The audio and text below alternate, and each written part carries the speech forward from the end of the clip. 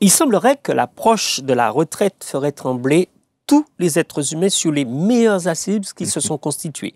C'est un véritable traumatisme pour certains, pour d'autres un drame qui pourrait même être tragique. La peur de mourir prématurément ou de vivre trop longtemps semble être là aussi une véritable hantise.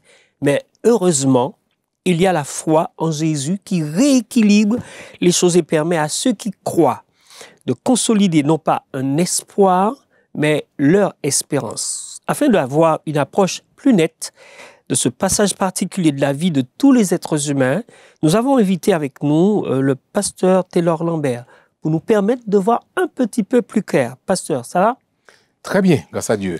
Prêt à répondre aux questions? Oui, avec plaisir, tout à fait. C'est toujours une joie de partager autour de la parole de Dieu. Alors, on va faire une courte prière juste avant Okay. D'accord? Allons prier. Notre Père et notre Dieu, nous voulons te remercier de ce que tu nous donnes, cette opportunité de nous arrêter un instant pour considérer ta parole. Nous t'invitons, Seigneur, à venir toi-même prendre le contrôle de ce moment. Accorde-nous, nous te prions, toute ta sagesse, ta clairvoyance, afin de pouvoir comprendre ce que tu veux nous enseigner aujourd'hui. Nous te prions, Père, au nom de Jésus et pour ta gloire. Amen. Amen. Le thème de la semaine, c'est restitution. Je voudrais qu'on dise quelques mots sur cela. Normalement, on restitue quelque chose qui n'est pas à nous. Mais dans la vérité, on semble être propriétaire de tout, même la chemise que j'ai sur moi.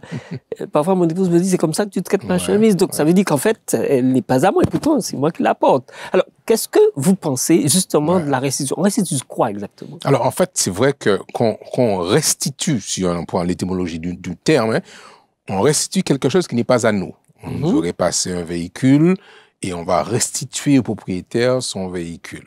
Mais c'est à moi. Là, mais il se trouve que dans le concept biblique, la terre appartient à Dieu.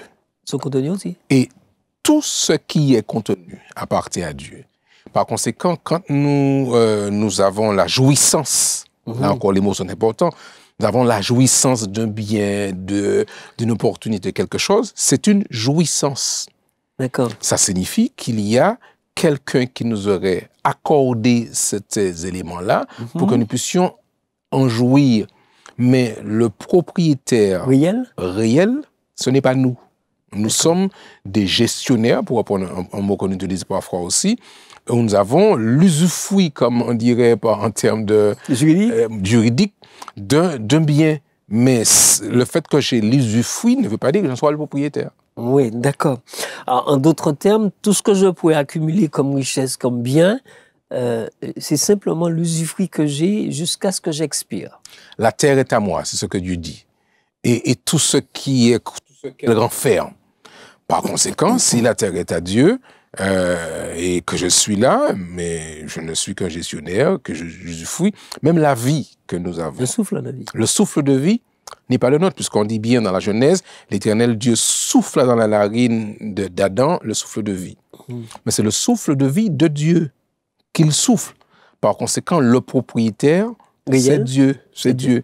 Et donc, nous jouissons de tout ceci. Le souffle nous est accordé, mais il appartient à Dieu. Et on le restitue. On le restitue. Alors, justement, je voudrais évoquer une parabole de Jésus, cet homme riche-là, que d'ailleurs la Bible appelle le riche insensé. L'expression prend d'autres tournures. Hein. Ouais, on va garder, en tout cas pour ma part, je garde le sens insensé. Est-ce que, puisqu'on parle de cet homme, sa manière de gérer, sa manière de faire, est-ce que nous aussi, en tant qu'êtres humains par les temps qui courent, nous ne sommes pas tombés dans le même travers, dans le même piège dans nos pratiques? Je crois que c'est important que nous puissions effectivement faire le lien entre cette parabole que le Christ fait et notre comportement actuel. Parce que souvent on lit le texte biblique et on le garde dans sa position historique, mais il nous faut l'appliquer à nous. Sachant que le Christ, quand il dit une parabole, il le dit pour instruire, pour transmettre une information. Donc, quand on relit la parabole, l'homme riche qui a son terrain à produire, et il veut justement gérer cette accroissance de richesse. Et il va mettre en place un plan de pouvoir élargir son grenier et puis ensuite entrer dans un temps de réjouissance par rapport à ce qu'il a fait. Mais je crois que nous avons besoin nous-mêmes aussi de pouvoir adapter cette parabole à nous et de nous rendre compte si nous ne sommes pas, à plus d'un titre, à la place de cet homme riche-là. Et nous poser la même question, qu'est-ce que je fais avec toutes ces bénédictions que Dieu m'accorde aujourd'hui? Et suis-je dans une posture d'égoïsme, d'auto-centré, ou suis-je prêt à restituer, à partager ce que Dieu aurait déversé sur moi aujourd'hui? C'est la question. J'ai cru comprendre, un autre religieux disait que l'attitude de l'homme, de cet homme-là, c'est de lui qu'on parle, mais aussi en même temps de nous, ça ne volerait pas plus haut que les animaux. Alors, est-ce que nous-mêmes, on n'est pas tombé dans ce travers-là? Alors, c'est vrai que il y a hélas, un comportement, alors là encore, le comportement à l'exemple de l'animal, ça veut dire que nous ne sommes pas des gens qui réfléchissons. Et pourtant, nous sommes dans la hiérarchie de la création divine. L'homme est au-dessus de l'animal, avec cette capacité de réfléchir, de penser, d'interagir. Donc, cela sous-entend que nous sommes censés faire preuve d'une certaine forme de réflexion. Dans ce cas de figure, l'homme n'a pas réfléchi, il a fonctionné de manière presque primaire. J'ai des biens, je vais m'en servir, je vais consommer, je pense qu'à moi. C'est pas un tort. C'est pas un tort, mais en quelque part, nous n'avons pas fait preuve de réflexion, d'analyse pour le futur. Il aurait pu emmagasiner sa richesse, son excédent de richesse pour les années à venir, pour partager avec d'autres. Mais il a fonctionné de manière primaire sans juste consommer pour consommer. Et c'est là l'analogie par rapport à l'animal, me semble, qui peut être intéressante. C'est que certains animaux, en fait, font preuve parfois plus de sagesse que nous. Je pense à la fourmi. Alors, ceux qui connaissent les fables de La Fontaine vont parler de la cigale et la fourmi, on la connaît. Et puis, la cigale qui va chanter tout l'été. Et la fourmi, elle, qui va emmagasiner, qui va mettre pour les temps difficiles. Sage. Nous sommes appelés, à l'exemple de la fourmi, de faire preuve d'intelligence, de faire preuve de sagesse. Et Dieu nous dit à nous ici, qui sommes en train de considérer la parabole de ce riche insensé, de faire preuve de réflexion par rapport aux bénédictions que Dieu déverse sur nous. Et Dieu déverse des bénédictions chaque jour. Qu'est-ce que nous en faisons? Est-ce que nous sommes dans une posture de jouissance égoïste, d'hédonisme, de recherche du plaisir à tout prix? Ou bien est-ce que nous sommes dans une posture d'analyse beaucoup plus intelligente sur ce que Dieu nous donne et comment nous sommes prêts à y goûter, mais aussi à partager avec ceux et celles qui seraient tout près de nous, qui n'auraient pas les mêmes bénédictions que nous aurions reçues. D'accord. Alors, juste à côté de cela, parce qu'on parle, c'est vrai, le fait d'accumuler, parce que lui, quand il accumule, Dieu l'interpelle, il lui dit, va lui dire, insensé, c'est lui-même ton âme te sera redemandée. En quelque part, il va mourir. On est en droit de se poser la question par rapport à cette situation-là, quelle serait la largeur, la dimension de la durée de notre vie? Est-ce c'est le souffle qu'on parle, juste le souffle? Est-ce que, d'ailleurs, David dit, tu as donné à ma vie la largeur d'une main, mais il ne dit pas si c'est celui du bébé, de l'embryon ou du géant dans lequel on met notre main qui disparaît. Est-ce que, véritablement, il y aurait une dimension sur laquelle on pourrait se référer pour dire que voilà, je vais pouvoir jouir de tout ce que j'ai accumulé? Alors c'est vrai que le texte biblique, en considérant la vie, très souvent, alors le psaume va dire pour les plus robustes jusqu'à 90 ans. Donc ça nous donne un petit peu une petite fourchette qu'on pourrait dire ce qui est une vie bien vécue. Maintenant, en même temps, nous avons d'autres textes qui fait allusion à la brièveté de la vie. La vie est courte, la vie n'est qu'un souffle. On se rend bien compte que dans la perspective divine, 90 ans, 100 ans, c'est comme un jour, c'est comme donc il n'y a pas de, c'est très très éphémère. Ce qui donne de la valeur à notre vie, de la durée à notre vie, c'est la relation avec Dieu. Sinon, la vie en elle-même n'est qu'un souffle. Aujourd'hui, nous sommes là, on dit, le psaume dit bien, elle est comme la paille que le vent dissipe. Aujourd'hui, ils étaient là, et puis demain, ils sont coupés, on les met au feu. Donc, notre vie, sans Dieu, est très éphémère. Et ce qui donne la dimension à la vie, c'est la connexion avec Dieu. Et quand nous sommes connectés avec Dieu, alors la vie prend de la dimension, prend de la valeur. La durée de la vie, humainement, nous pouvons penser que 60 ans, 80 ans, 120 ans, c'est énorme. Mais aux yeux de Dieu, ce n'est qu'un souffle. Et dans cette durée, peu importe ce temps donné, quelle devrait être justement la manière dont on devrait gérer ce qu'on a? Quelle devrait être notre attitude? Je crois que c'est là que c'est important.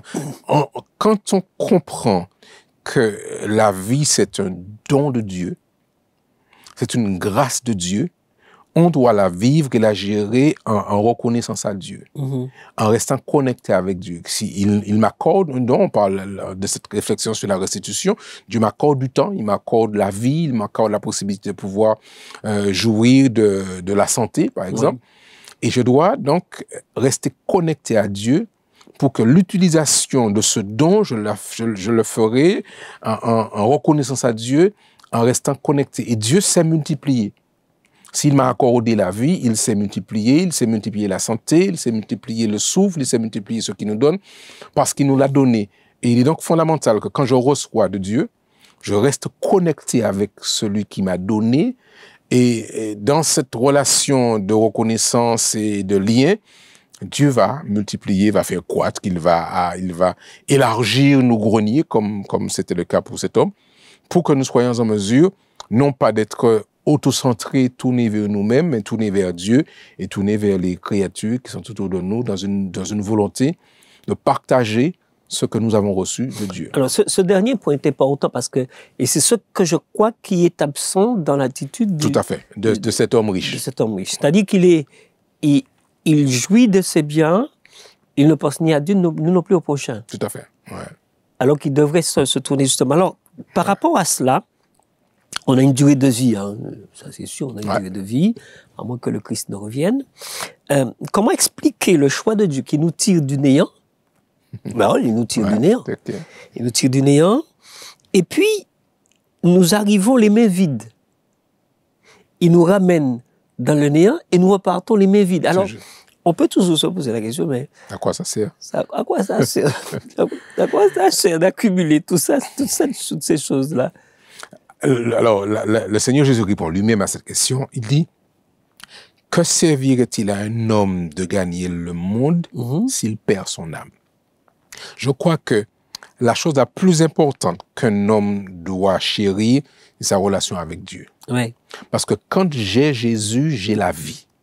Il dit, je vous donne la vie en abondance. Donc, il peut donner. Mais si nous nous déconnectons de la source de celui qui donne la vie, elle s'évapore. Elle s'en va. Donc, je crois qu'il est important pour nous aujourd'hui de ne pas nous tromper. Ce que nous avons, nous l'avons reçu. Oui. Mais puisqu'il l'a donné, il peut la reprendre. Et il est donc fondamental que nous puissions accepter de garder ce lien avec Dieu pour ne pas nous méprendre en pensant que ce que nous avons, c'est grâce à nous. Oui. À cause de notre savoir-faire, à cause de notre intelligence, à cause de notre compétence que nous aurions accumulée, que nous avons atteint tel ou tel domaine. Dieu dit non, tout ce que vous avez là n'est qu'un souffle. C'est moi qui vous le donne. La pensée, l'intelligence, la capacité de pouvoir s'organiser, de créer, tout ça vient de Dieu. Et il est fondamental, je crois, que nous puissions rester toujours connectés à cette idée que c'est le Créateur qui donne. Oui. Et il donne parce qu'il aime, parce qu'il veut partager avec nous. Mais on ne peut pas se substituer au propriétaire, au Créateur. D'accord. Donc, ça veut dire qu'à ce niveau-là, où on pourrait mettre la restitution sauf seulement envers Dieu ou avec les autres. Ah, bien sûr. Alors, il est clair que quand Dieu bénit, il bénit les autres au travers de nous. Oui. Dieu ne donne jamais une richesse simplement pour que nous puissions la garder, la thésauriser. Il vous donne, il me donne, pour que nous puissions partager. C'est comme si nous étions sur ce plateau en train d'enregistrer cet échange, mais que nous ne partagions pas avec les auditeurs. Ça ne servira à rien. Oui. Ça tournerait en boucle, mais... Un circuit fermé. Un circuit fermé. Or, il nous dit, ce que vous avez découvert, partagez-le. Et c'est ça l'intention du Créateur, c'est de pouvoir donner, parce que c'est un Dieu qui aime donner, c'est un Dieu qui est généreux, qui aime, mais il dit, je vous donne pour que vous puissiez donner aussi, puisque vous n'êtes pas la source. Sinon, on va accumuler, on va créer un embonpoint, j'allais dire, de connaissances, mais qui ne sert à rien. Partagez ce que vous avez. Et Dieu nous invite, dans ce sens, à restituer au Créateur par le biais de ce que nous partageons avec les autres. Donc, en partageant avec les autres, c'est aussi au Créateur qu'on retourne, puisque l'intention du Créateur était que nous puissions partager avec les autres. Alors, il existe des gens qui n'ont jamais partagé avec qui que ce soit et qui, au moment où ils sont sur le lit de mort-là, ils se souviennent qu'il faut faire preuve de charité envers les autres. Est-ce qu'il n'est pas trop tard? Ou bien est-ce que, même sur le lit de mort, on a encore cette possibilité d'être utile, je dis ça comme ça, hein, oui, d'être utile à l'autre qui est en difficulté? Je pense que le dicton dit qu'il n'est jamais trop tard pour bien faire. Donc ça arrive que parfois... Même pour la rémission des péchés? Alors, pour la rémission des péchés, c'est un petit peu tard. Quand il faut faire de son vivant ce qui doit être fait. D'accord. Après la mort, on ne peut plus rien faire. Il n'y a plus de connexion, il n'y a plus de... Et le système de personnes qui le feraient à notre place ne fonctionne pas selon la Bible. D'accord. Maintenant, cela dit, quand quelqu'un serait à l'article de la mort, il se rend compte qu'elle a accumulé une richesse qu'elle n'emporterait pas avec elle, il est recommandé, il est conseillé qu'elle prenne des dispositions pour pouvoir partager avec les ayants droit, avec ses frères, avec ses sœurs, avec son église même, par exemple, de partager des choses qui auraient été accumulées. L'idéal, c'est qu'on le fasse avant, qu'on s'organise, un testament? Oui, un testament, par exemple, qu'on puisse faire, Seigneur, voilà, tu m'as accordé ceci, cela, c'est bien. Maintenant que je me rends compte que je ne suis pas éternel, je veux transmettre un patrimoine, je veux transmettre un bien que tu m'aurais accordé, je veux le partager avec mes enfants, si j'en ai, avec mes amis, avec ma communauté. Donc j'y pense, je me prépare. Je suis quelqu'un d'intelligent, quelqu'un de prévoyant, donc je prépare, ça se prépare, son départ, pour que à mon décès, il n'y ait pas un embarras. Embarras des héritiers, un embarras de ceux qui sont autour de nous, pour savoir quel était le plan, qu'est-ce que j'avais prévu, qu'est-ce que j'avais prévu pour que je puisse transmettre. Donc, il est recommandé que nous puissions, là encore, y penser, se préparer, puisque nous savons que nous sommes tous mortels. Oui. Et quand on arrive à un âge, on se dit, bon, mais voilà, je suis en âge où je suis plus près de la mort que de la naissance. Donc, on prend des dispositions. Et ça, là encore, c'est faire preuve de sagesse, c'est faire preuve d'intelligence pour que nous puissions soit transmettre à nos ayants droit, nos enfants, soit transmettre à une autre personne de notre choix, mais dans une réflexion qui est faite de manière intelligente. Alors, on est en train d'atterrir doucement et je pense à quelque chose qui devrait, enfin, je pense, retenir notre attention. Qu'est-ce qui, dans le fond, en filigrane, retenir notre attention vraiment dans tout cela? Est-ce les choses visibles ou les choses invisibles? L'espoir ou l'espérance? Ouais. Je crois que les choses visibles, elles ont un sens, mais il y a un monde beaucoup plus grand qui échappe à l'œil. Oui. Et ça nous invite à rester connectés à Dieu qui est lui un être spirituel, un être qui n'est pas spirituel. Donc, et quand nous entrons grâce à cette connexion avec Dieu, nous entrons dans un monde qui est encore plus grand, qui est plus vaste que le simple monde du réel. Et je crois que s'il est vrai que la réalité que nous touchons, que nous vivons, c'est une chose intéressante, de voir les fleurs, de voir la lune, de voir nos enfants, de voir ceux qui nous sont chers, c'est bien. Mais Dieu nous donne par la foi accès à un monde qui est encore plus grand, plus vaste. Et mon conseil, ma recommandation pour ceux qui nous écoutent, ceux qui regardent, c'est de pouvoir justement ne pas seulement se focaliser sur le monde réel et ne pas entrevoir et découvrir le monde qui est plus grand, qui n'est pas forcément du monde visible. Parce que Dieu est aussi celui qui nous permet, par cette connexion avec lui, d'entrer dans une dimension beaucoup plus grande que la simple réalité physique autour de nous. En quelques mots aussi, vous devriez faire une synthèse de tout ce qu'on a vu là ensemble, puisque là, c'est cuit pour nous. Qu'est-ce que vous diriez à tous ceux qui nous ont entendus aujourd'hui et qui pourrait leur être utile globalement sur tout ce qu'on a vu? Moi, ce que je dirais à ceux qui nous écoutent et qui nous regardent aujourd'hui, c'est que la vie est belle. Oui. C'est Dieu qui nous fait un don. Et il nous invite, pour que la vie prenne toute sa dimension, à rester connecté avec lui. D'accord. Et quand on reste connecté avec Dieu, la vie prend tout son sens. Ce qu'il nous donne, nous comprenons que nous restituons à lui et nous partageons avec les autres. Mais c'est cette connexion avec Dieu qui me paraît la chose fondamentale, qu'il nous faut entretenir par l'étude de la parole de Dieu, par la prière. Donc, je voudrais vraiment encourager ceux qui nous regardent à ne pas courir le risque de se déconnecter de Dieu pour pouvoir entrer en adoration de l'homme. Mm-hmm. Et cette adoration de l'homme, c'est l'idolâtrie. Et Dieu dit dans le texte de l'Exode en particulier, « Je suis un Dieu jaloux. » Oui. Il ne peut pas supporter que quelqu'un vienne usurper sa place. Donc, je voudrais inviter chacun à rester connecté avec Dieu, à rester dans l'adoration par rapport à Dieu et à se préparer à faire en sorte que notre vie ait un sens par rapport au plan et au projet que Dieu avait formulé pour chacun d'entre nous. Merci pour ces quelques mots concernant la restitution, pasteur. On va faire une dernière prière et puis on va devoir quitter ceux qui nous ont accompagnés tout ce moment dans l'étude, dans toute la réflexion sur la restitution. Nous prions? Nous prions ensemble. Prions, chers amis. Notre Père et notre Dieu, nous voulons vraiment, Seigneur, te dire merci pour la vie. Parfois, nous prenons à la légère le fait d'être vivant, de pouvoir exister, de pouvoir parler, de pouvoir échanger. Mais nous reconnaissons que tu es un Dieu qui est bon, qui déverse sur chacun d'entre nous, des bénédictions multiples et variées. Merci pour ta grâce. Merci pour la vie. Merci pour la restitution que tu nous permets de faire et merci pour la rédemption que nous avons en Jésus. Bénis chaque adorateur, chaque auditeur, chaque téléspectateur et que ta grâce nous accompagne. Nous te prions, Père, au nom de Jésus et pour ta gloire. Amen. Merci beaucoup. À très bientôt.